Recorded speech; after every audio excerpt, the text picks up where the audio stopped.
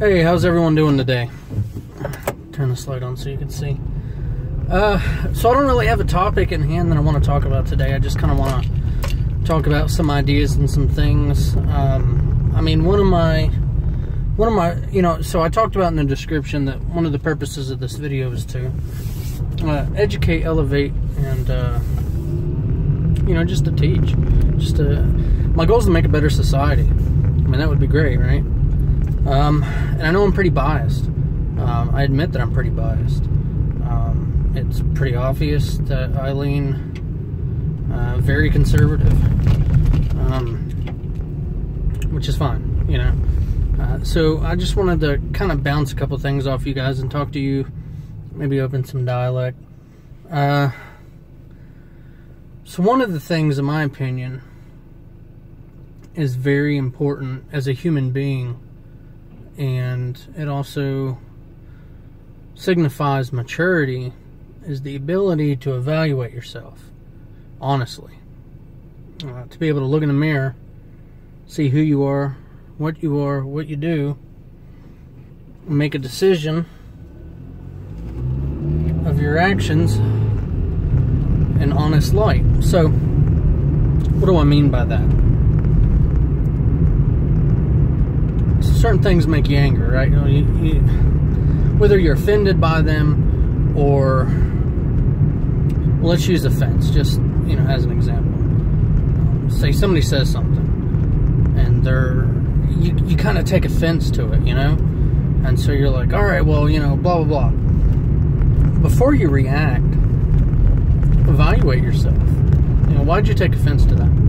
Did you take offense to that because what they said kind of touches on something of your past, does touch on something in the history that's a little sensitive for you? I mean, or is it just not in line with how you feel about something?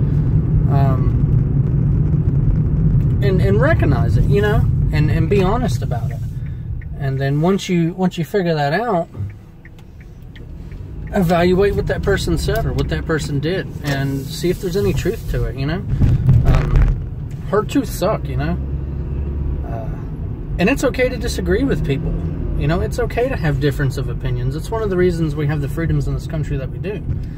It's one of the reasons our government operates the way that it does. Because ideally, it's supposed to be a government for the people. And we have multiple parties because, well, people don't always get along. They don't always agree. And that's fine.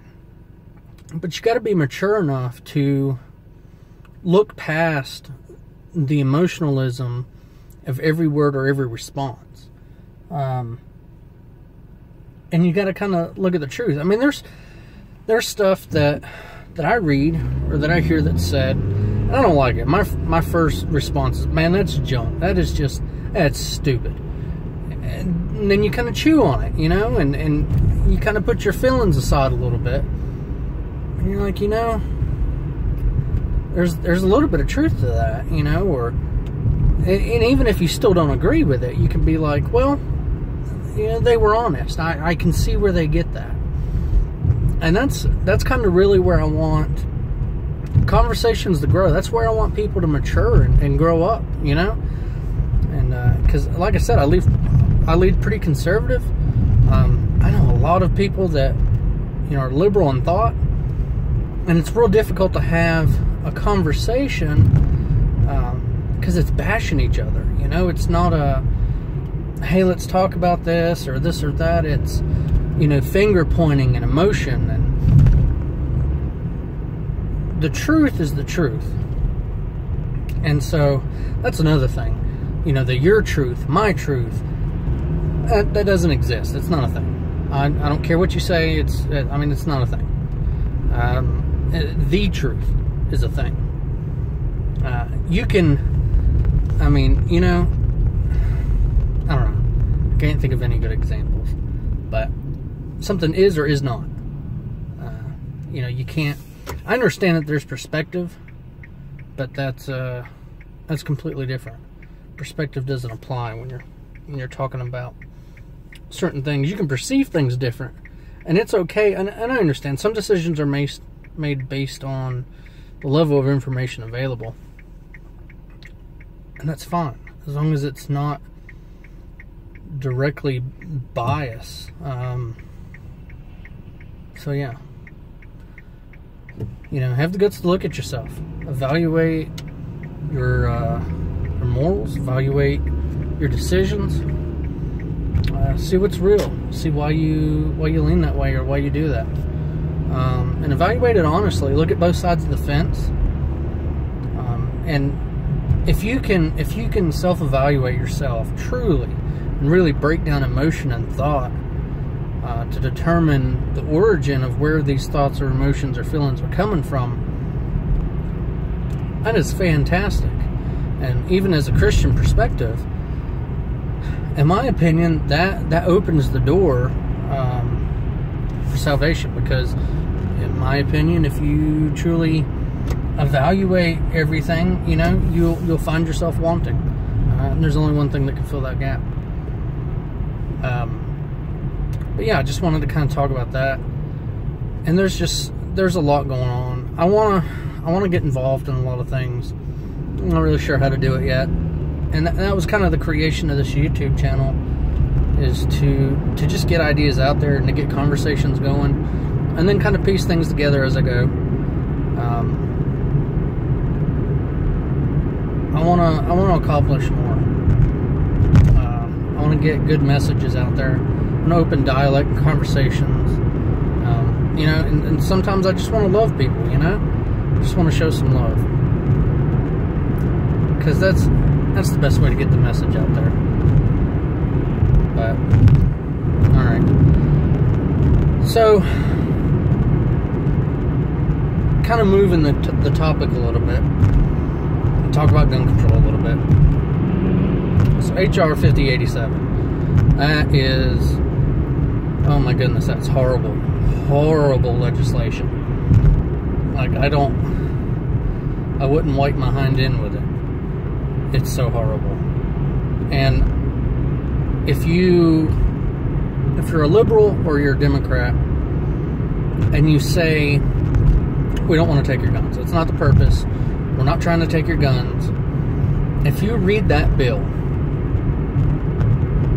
and you still say that, you're either naive, you are ignorant and don't understand firearm terminology and don't understand what is actually being said in that bill, or you don't care. You're lying for the objective, because that bill will ban 90% of firearms in this country, and that is unconstitutional, absolutely unconstitutional. And you have to, and I kind of hit on this before, so the Second Amendment is more than just me protecting myself or you protecting yourself. It also equips us as a nation. It gives us the right to the firearms necessary to form a militia. Now, I guess let me say that again to try to make sure the point's clear. It's not just a militia or for a militia. It's to form a militia, even if it's not needed. It is to allow the rights to us to possess the equipment, the tools necessary to operate a militia. So yes, AR-15s, AK-47s, AR-10s, SCARs, you know, everything on that list is necessary to form a militia. And you guys talk about some crazy stuff, like the full automatic thing. I mean, I had another video where I kind of talked about the differences between semi-automatic and fully automatic. Fully automatic weapons have been made illegal since 1986. There's barely anybody has a fully automatic weapon. And those who do are more than likely registered to a corporation, not an individual, because it's so costly and such a time-driven experience to be able to obtain one that it's insane. I mean, you have to apply for a Class 3 for every one that you do. You got to fill out all this information, send it off to the ATF, so that all your governments can scrutinize everything that you do, and the whole background check deal. Like, you guys, We need to start utilizing the legislation that we have and stop talking about adding more. So we had a guy that pulled a gun on me and my family, and I wasn't carrying at the time. Luckily, I was able to talk him down. But, I mean, he pointed the firearm at me. He pointed it at my wife. He pointed it at my kids. And he threatened to shoot us all.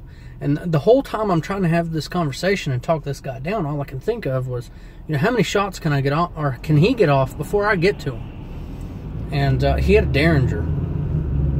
And so I knew what the answer was, too. But how good of a shot is he? Like, what do you... where do you make that decision? Where do you draw that line? Like, can I close on him?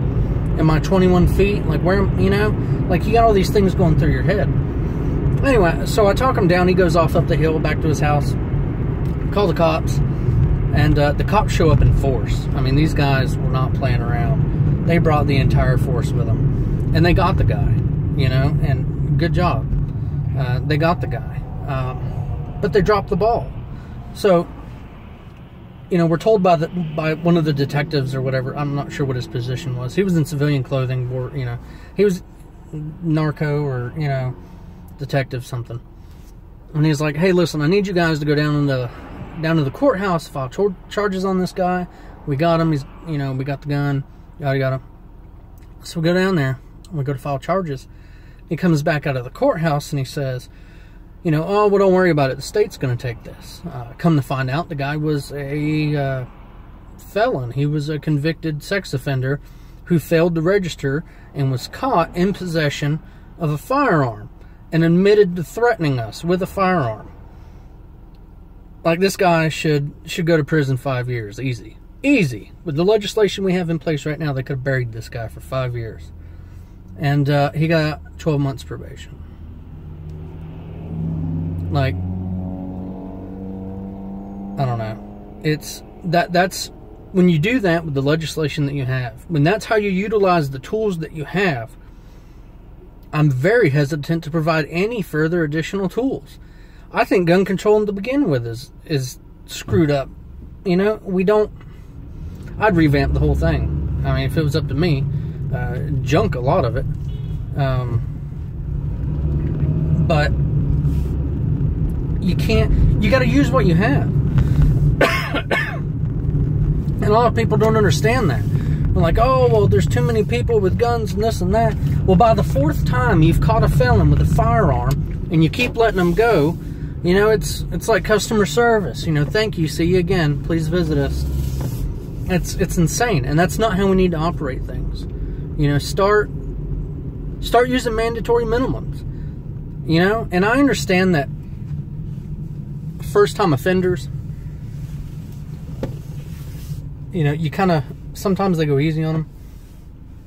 I understand, to an extent. I mean, I hate thieves, I hate liars, but if you're caught shoplifting, sure, I'm okay with, some probation or slap on the wrist. But if you catch a guy, and he's got 5 firearms, $20,000, and a pound and a half of drugs, no. Sorry, no. Bury him. And people will get the message. Use the legislation that you have. Don't be ignorant of the legislation that you have, and just go with what sounds good. Don't go with the emotional response. And, I understand. So we can meet in the middle, right? The left and the right can meet in the middle and say that horrible things have happened. On both sides, we're both devastated by these horrible things. And we both ache for it, and we both want to do something about it.